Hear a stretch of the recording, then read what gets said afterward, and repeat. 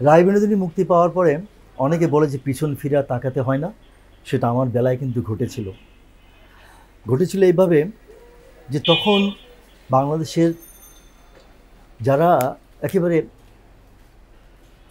উচ্চ শিখরে ছিল, আমাদের যেসব নায়িকা বলবো, আমার মনে হয় আমি অনেক ভাগ্যবান যে একমাত্র শাবানা ম্যাডাম ছাড়া যখন যখন তারা এই চলচ্চিত্র জগতে একেবারে সুপারস্টার হয়েছিলেন, সবার সাথে কিন্তু আমার নায়কের চরিত্রে অভিনয় করার সুযোগ হয়েছিল। আমি অভিনয় করলাম এমনি মিজান সাহেবের ছবিতে, আমি অভিনয় করলাম নারায়ণ ঘোষ মিতার হারানো সুর ছবিতে, যেখানে আমি পেয়েছি সুচরিতা ম্যাডামকে। তারপর আমি অভিনয় করলাম রফিকুল বারী চৌধুরী, বাংলাদেশের একজন নামকরা ক্যামেরাম্যান এবং একজন অনেক উঁচু মানের বলা যায়, যাকে আমাদের পাশের দেশ কলকাতায় তাকে অনারারি একটা সম্মান দিয়েছে ক্যামেরাম্যান হিসেবে। তার ছবি চণ্ডীদাস রজকিনী, যেখানে আমি পেলাম আমাদের একেবারে আন্তর্জাতিক খ্যাতিসম্পন্ন নায়িকা ববিতাকে, তার সাথে চণ্ডীদাস রজনীকে নাম ভূমিকা অভিনয় করলাম। মোস্তাফা মনোয়ারের সাথে অভিনয় করলাম, মোস্তফা আনোয়ার সাহেব, তার সাথে অভিনয় করলাম পুষ্পমালা। সুভাষ দত্তের করলাম, আরও অনেক পরে এসে ওরা আমায় ভালো হতে দিল না।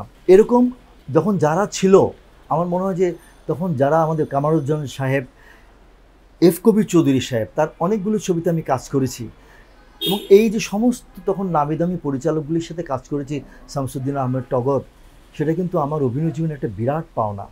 আমার মনে হয় না আমার সাথে যখন যারা চলচ্চিত্রে এসেছিল তাদের এই সুযোগটা হয়েছিল কিনা, কিন্তু আমার হয়েছিল। কারণ আমার মনে হয় যে আমি শুধু অভিনয়ের প্রতি এত আমার ধ্যান জ্ঞান, এত আকাঙ্ক্ষা, এত উৎসাহ, সেটা অনেক প্রবলতর ছিল বিধায় আমার মনে হয় ওনারা আমার প্রতি আস্থা রাখতে পেরেছিলেন। এবং তখনকার দিনে আমি দেখেছিলাম যখনই নতুন কোনো নায়িকা উপহার দেওয়া হতো তাদের সাথে আমাকে দেওয়া হতো।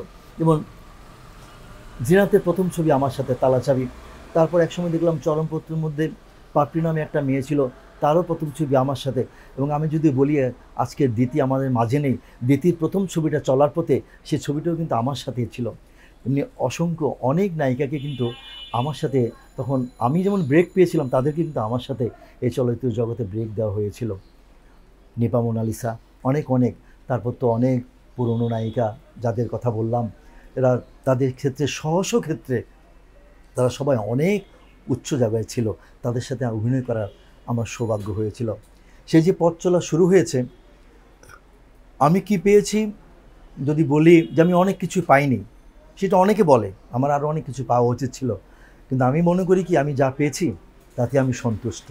এজন্য যে সব কিছু কিন্তু নির্ধারিত, আমি কতটুকু যেতে পারবো, আমার পথ চলা কতটুকু হবে, সব নির্ধারিত। যখন সেই নির্ধারিত নিয়তিটাকে আমার মনে হয় মেনে নেওয়াটা ভালো, তাহলে জীবনের চাওয়া পাওয়ার মাঝে দুঃখ কষ্ট যন্ত্রণা বলে কিছুই থাকবে না।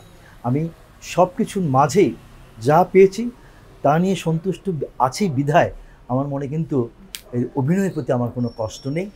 আমি খুব আনন্দে এখনও পর্যন্ত একের অভিনয় করে যাচ্ছি, সব চাওয়া পাওয়ার ঊর্ধ্বে থেকে, এবং চাওয়া পাওয়ার মধ্য থেকে আমি আমার বাকি জীবনটা কাটিয়ে দিতে চাই এই অভিনয় জগতে।